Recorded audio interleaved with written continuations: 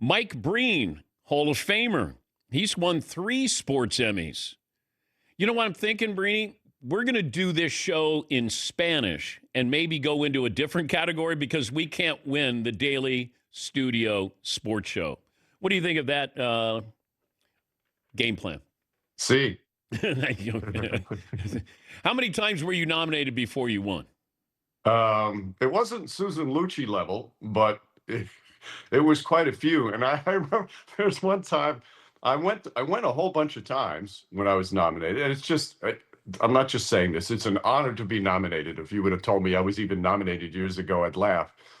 But I went like 3 years in a row when I was nominated where Mike Emmerich won. He won like 7 in a row. So I'd be sitting there and they say, and the Emmy goes to Mike, and you're getting up out of your seat. And then oh no. And it happened like 3 years in a row. And I think whoever presented too, they had that pause after they said Mike, just to dig it in. But you have to be a good actor because I would go if I was nominated, and I knew Bob Costas was going to win. But I had to be excited that Bob won, for the 35th time.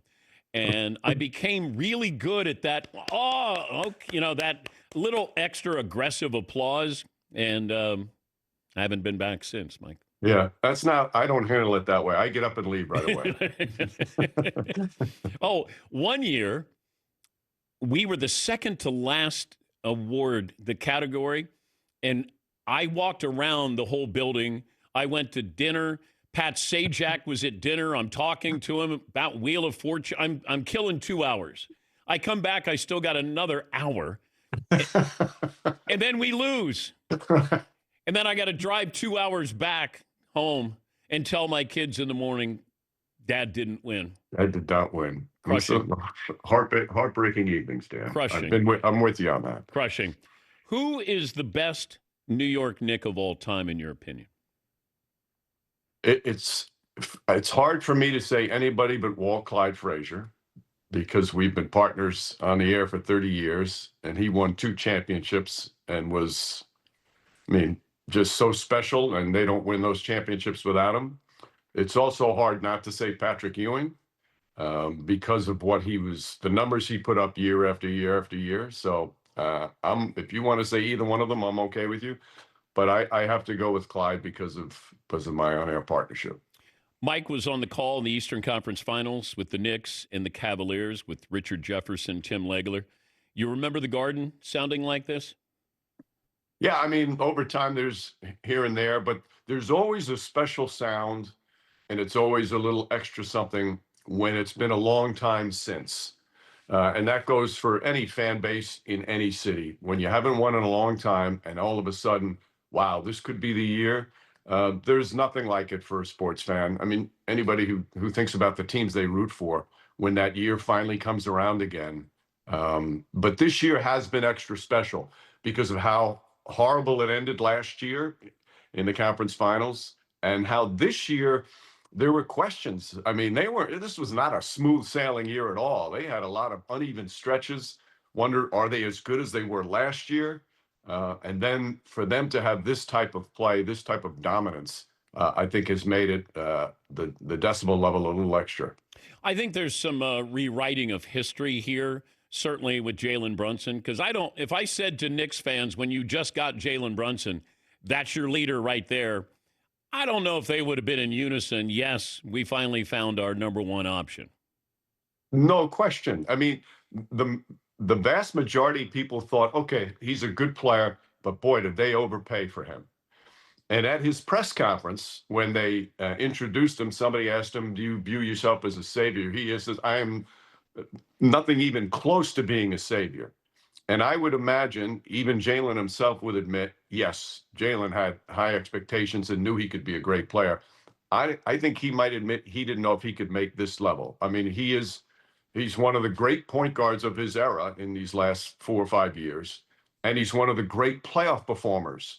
Very few have ever done what he's done, go from what he does in the regular season to the playoffs on a consistent basis. So I know his dad didn't think he was going to be this great, and Jalen probably would admit it himself.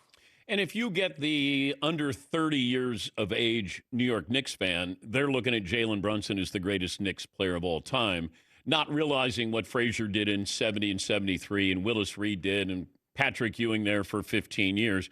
I get it. That Seventh Avenue group, that's, that crazy group of fans, and most of them are under the age of 30.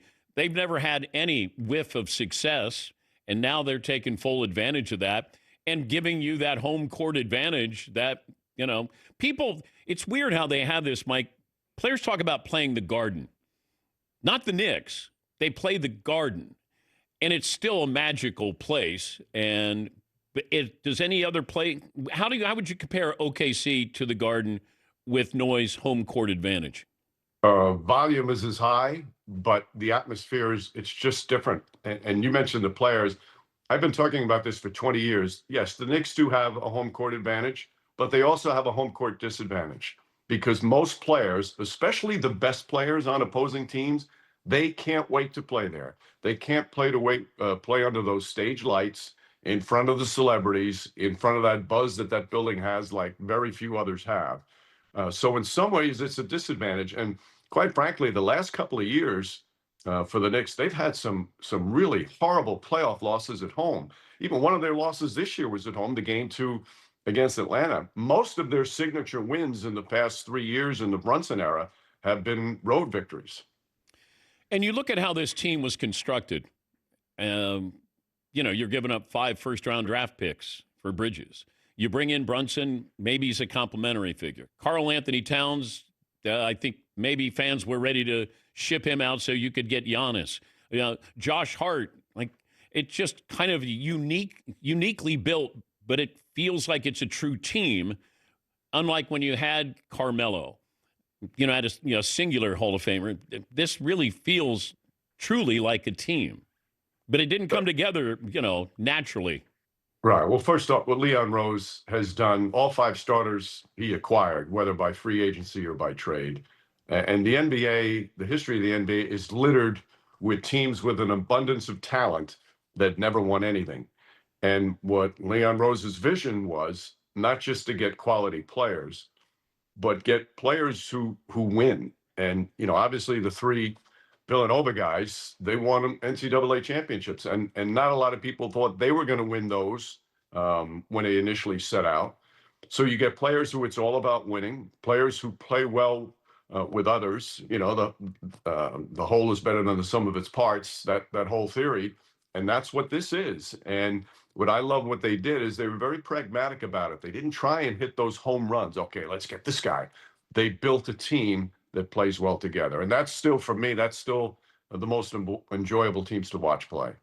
He's Mike Breen, ESPN, ABC lead play-by-play voice, and waiting around. We talk about players, rest. What about you calling the NBA Finals? You got all these days not doing anything. Yeah, I go the other way. After this interview, I'm not going to speak for the next 5 days. Can you call a simulated game?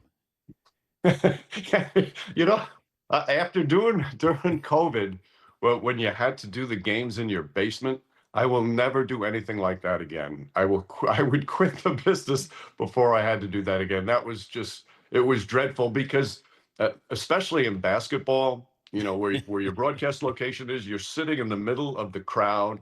It's the coolest thing to have that crowd all around you. I've used this quote before that I stole from somebody. But fans are the oxygen of pro sports, and man, is that so? Especially during the playoff time, there's nothing like it. I laughed when you said Travis Kelce was courtside with his fiance, but not acknowledging Taylor Swift by name. Correct. Yeah. Well, we always do. Patrick Ewing goes to a lot of Knicks games, and Patrick's daughter Randy Ewing works for the NBA, and frequently they sit together at Knicks games. So whenever we do the celebrity roll at Madison Square Garden, I always say there's league executive Randy Ewing and her dad.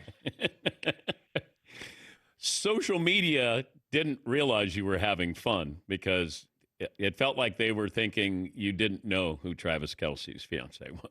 She's maybe the most famous person in the world. Now, my daughter Nicole loves Taylor Swift, and she didn't get angry with me, so I'm okay. Does Timothy Chalamet know your name?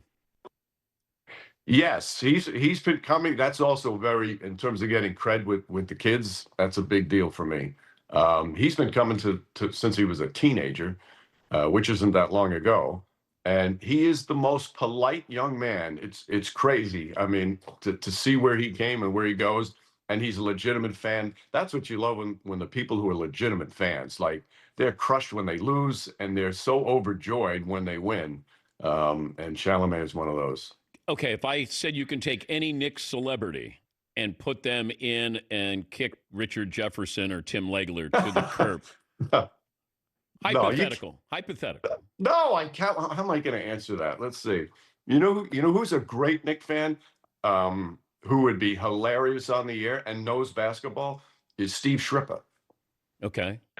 and he's another one. He's there all the time, loves basketball. But it'd all be fun to do a game with all of them. I think that'd be pretty cool. The Knicks want to face who? I don't think they care, and I'm not just saying that. I really don't think they care. And both teams present major problems. Both teams are going to be very, very difficult to play against. They did have some success against San Antonio, but the Spurs are a different team, but so are the Knicks.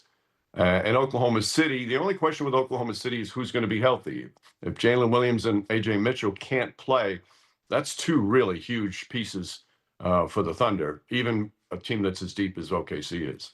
I don't know how you handle this, but watching OKC and SGA and getting fouls called, drawing fouls, it feels like it's dominating social media where everybody's got they're not talking necessarily about the series. They're talking about that SGA is getting these calls. How big of a problem, how big of an issue do you think this is? Well, first off, I think the audience that's watching that comes from social media is a lot smaller than we think. So it always seems like, oh my goodness, everybody's talking about it. But in my conversations with NBA fans who aren't social media, and most of them are my age or around the vicinity of my age, no, it's not a high topic. Now, does he sell calls sometimes? Absolutely. But so do 287 other players in the NBA sell calls. And quite frankly, it's a strategy to win. And also the other thing too, when they weren't a championship contender, he was doing the same thing and nobody was complaining about it. They're complaining now because they're winning and they're beating teams. And I think people also don't understand. He drives to the basket more than any other player in the league. That's who he is. Here's a guy that has averaged this year 31 points a game and shot 55% from the field. He's an incredible player. He's got high character. He's a great teammate. I hate the fact that this dominates the conversation about him because he's one of the truly special players that I've, in my 30 years of covering the NBA, had the privilege to call games of. Well said. Mike Breen, you'll be calling the NBA Finals for ABC and the Mothership, and he won't be talking even to your wife for the next 5 days? Oh, yes, I'm going to commit to that. I will not talk to my wife for the next 5 days. Thank you, Mike. Okay, see, stop talking right there. Stop talking right there. It starts right now. That's Mike Breen. He's won 3 sports Emmys.